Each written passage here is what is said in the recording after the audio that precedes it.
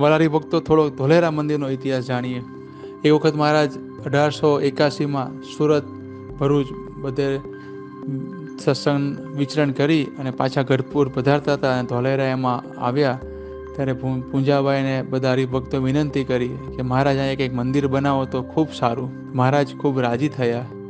મહારાજ કે અમે જે ઢોલિયા ઉપર અત્યારે બેઠા છીએ ને આ જ જગ્યાએ આપણે મંદિર કરજો.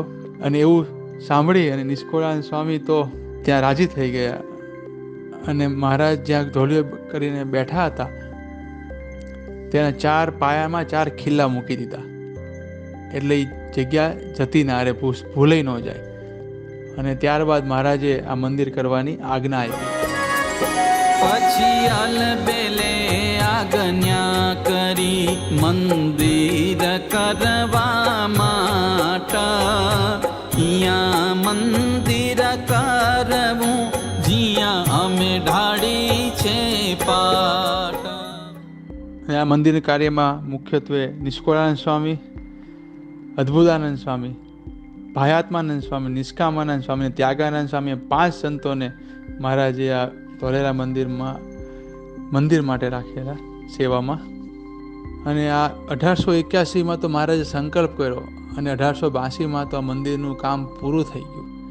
ફક્ત 1 જ વર્ષના ટૂંકા ગાળામાં સંતો હરિભક્તે ખૂબ મહેનત કરી અને ભવ્ય મંદિરનું નિર્માણ કર્યું.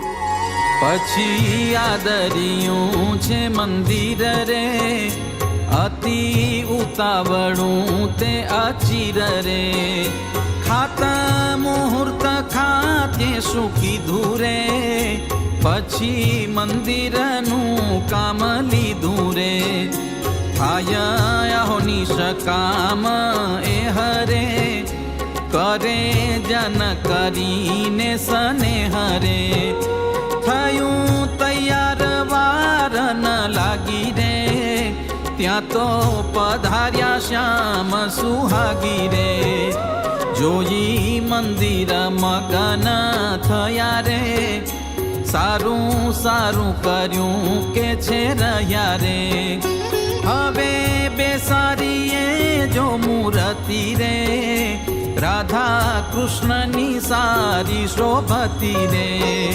પછી સામે સિંહાસન માથે રે, મદન મોહન પધરાવ્યા હાથે રે.